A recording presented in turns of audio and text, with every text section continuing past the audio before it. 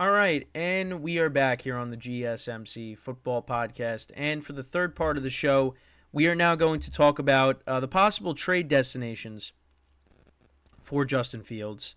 So, Bleacher Report, again, has kind of been my best friend lately when it comes to thinking of some ideas, for the show. Because obviously now things are going to be tough with the off season now here, but listen, when it comes to free agent, when free agency happens, the draft, the schedule comes out. I mean, there's going to be a ton of content, but or a ton of things to talk about. But I just thought this was interesting, just because we don't necessarily know what's going to happen. I know I did bring this up that there's a scenario where the Bears could keep the number one overall pick and also keep Justin Fields, so they have two quarterbacks. Now, I don't know how that would work, because I guess then you have like a quarterback competition, or maybe you have Fields.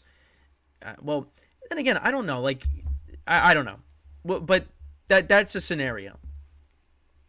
But I think the best course of action is you either keep Fields and you trade the number one overall pick, get a bunch of assets, or you trade Fields, get assets, and you draft the quarterback with the first pick. I think that's what you got to do. I think it's one of those two. You can't have both. Because, yeah, I mean, if you keep Fields and you draft a quarterback, you're not helping other areas that may need improvement on your team. And the Bears, listen, played better down the stretch. They have some pieces in place. A lot of people didn't like the Montez Sweat deal. Well, he ended up being a sack machine for them. Their defense was improving. You got a decent running game. DJ Moore had a great first season. Cole Kmet, their young tight end. They have pieces that they could build around. But they just got to figure out the quarterback position. But you got to do one or the other. Because if you don't, well, it's only going to hurt your franchise. But, so I just wanted to talk about the 5 teams that they have listed. So these are the 5 teams. You got the Seahawks. They could save caps. They could save cap space by releasing Geno Smith and acquiring Justin Fields. Now, next team is the Patriots, because they're looking, to try to upgrade a quarterback, whether it's through the draft or maybe a trade, maybe getting Fields. They also have the Raiders, the Falcons, and the Steelers. Now, with all these teams listed here, I mean, I feel like the worst situation to end up in, if I'm going to be honest, is the Patriots. Just because when you look at the skill position players on offense, you would probably rank them last out of these teams. Now, again, the defense is solid. But I don't know. I feel like that situation, I would probably rank that last. Because you look at the Seahawks, they got DK Metcalf, Tyler Lockett, Kenneth Walker, Jackson Smith and Jigba. They have a ton of weapons on that side of the ball. The Raiders have Devontae Adams, Jacoby Myers. If they bring back Josh Jacobs, they might be looking to do that. And they got, the tight end spot. They had Austin Hooper, Michael Mayer, the rookie tight end. I don't know what they're going to do with Hunter Renfrow, but still, you got Devontae Adams, who's one of the best receivers in the NFL, and if they bring back Josh Jacobs, one of the best running backs in the NFL. The Falcons, with their playmakers, they desperately need good quarterback play. Bijan Robinson, solid rookie running back. I know everybody was complaining about, his fantasy performances because of how Arthur Smith was using him, and the other playmakers as well. Drake London, the young wide receiver. Kyle Pitts. That offense has playmakers. That would be a good spot. You also have the Steelers, with Jaylen Warren and Najee Harris. And then you look at the wide receivers with George Pickens and Deontay Johnson, Pat Freiermuth. I mean, yeah, those I think would be better situations than the Patriots. Now, what would be the best one? Honestly, I feel like it's tough. I feel like it'd probably be either this. The Raiders, their defense played a little bit better when Antonio Pierce took over. I would say the Falcons definitely are up there. I mean, the Seahawks. I mean, listen, the Seahawks too. With their weapons, I feel like the top three. I would say Falcons, Seahawks, and then probably between either the Raiders or the Steelers. I would say. But again, this has to. Again, I'm not really good at like ranking. Ranking things, but I will say the Patriots. I think is probably the one I would rank last. Because of the skill position players, on offense, because they don't really have that. I mean, with the Falcons, you got a new head coach. Seahawks, you got a new head coach. Antonio Pierce is going to be his first full season as the Raiders head coach. With the Steelers, you got Mike Tomlin, who, whatever you say about him, he's one of the longest tenured head coaches in the NFL. He's one of the best head coaches in the NFL. Just because of what he's able to do by somehow, willing the Steelers' way to making the playoffs, even with the team that may not necessarily look like a playoff team. They just somehow find a way to get 10 wins. Last year they got 9 and just missed out on the playoffs. But, Mike Tomlin hasn't been to a Super Bowl in a long time, and he hasn't won a playoff game in a long time either. But you could also look at the fact that, the Steelers are kind of been searching for that replacement for Big Ben. They're looking to bring in competition for Kenny Pickett because, they like Kenny Pickett, but a lot of people don't think he's the guy. So, yeah, I mean, we'll see. I mean, I know the Falcons. I remember, the Falcons were one of the first teams like that, at least I heard, from discussions I had, at least with my friends as well. Like, the Falcons, that could be a team. We'll see. I mean, the Raiders, they're looking to maybe trade up in the draft possibly to get one of the top quarterbacks. Yeah, I don't know. See, but that's the thing, though.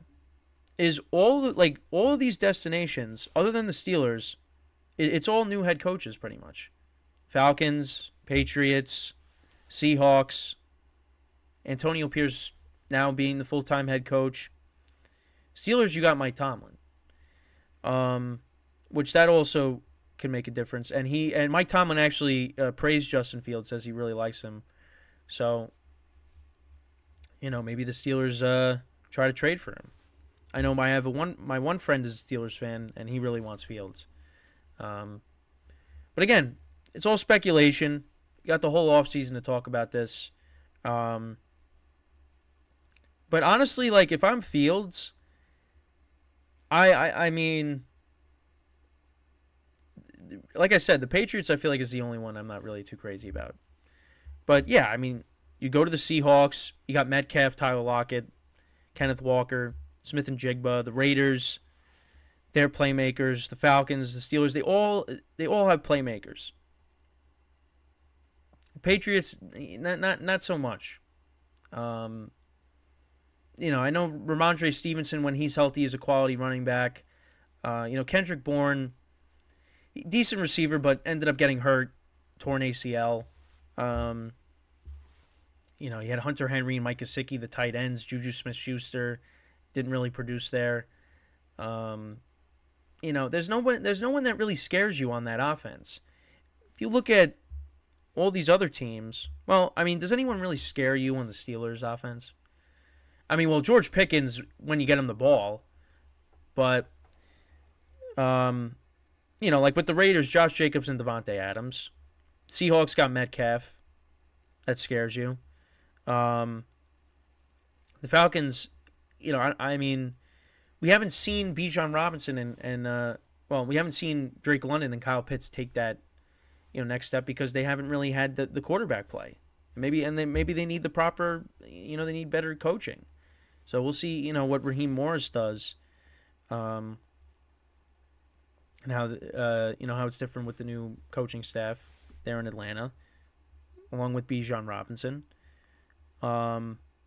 because a better quarterback play, then maybe that they take the next step. And listen, Raheem Morris mentioned it in his press conference. Mentioning Drake London and Bijan Robinson.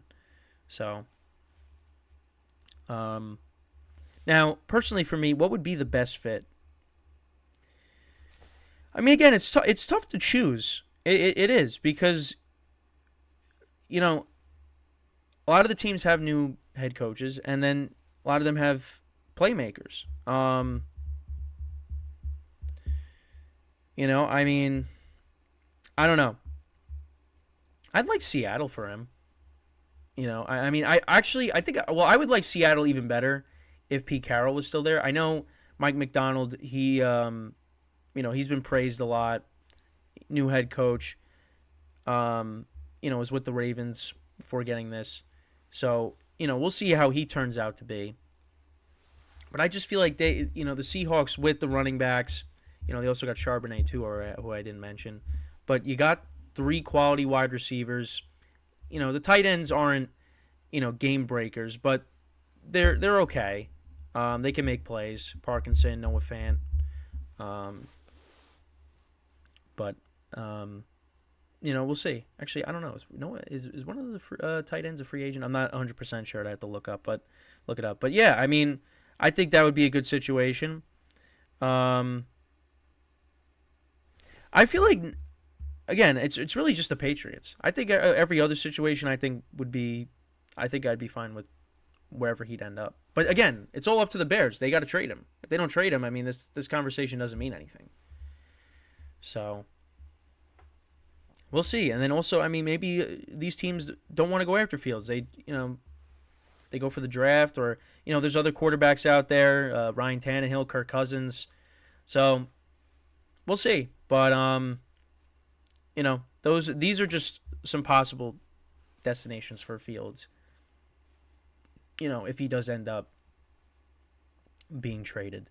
So yeah, that's pretty much it when talking about this. Again, let me know what you guys think. Where do you think Justin Fields could ultimately end up if he is indeed traded? Again, for me personally, the Patriots is probably the one. If I'm Fields, I don't want to end up there, just because, again, there's a lack of weapons on the offensive side of the ball. With every other team, they have weapons, and again, only time will tell where he could possibly end up. So, and I'm sorry if I'm bashing on the Patriots, but yeah, I mean, listen, they're coming off of a 4-13 season, and they got a lot of work to do. Gerard Mayo's got a lot of work to do to try to build this team back up. And I think they got to start off with the offensive side of the ball, because they need a quarterback, they need receivers, and there's a lot of work that needs to be done there. Whereas the other teams, there's still work that needs to be done, but Fields will be, I think, stepping in good situations with the other 4 teams. But yeah, I mean, that's just my opinion. But anyways, so when we come back from our final break of the show, we will talk about the final power rankings that were released post the season ending. So we'll talk about that, where all the teams ranked, and that will be it for the show. So for one final time today, stick around, and we'll be right back here on the GSMC Football Podcast.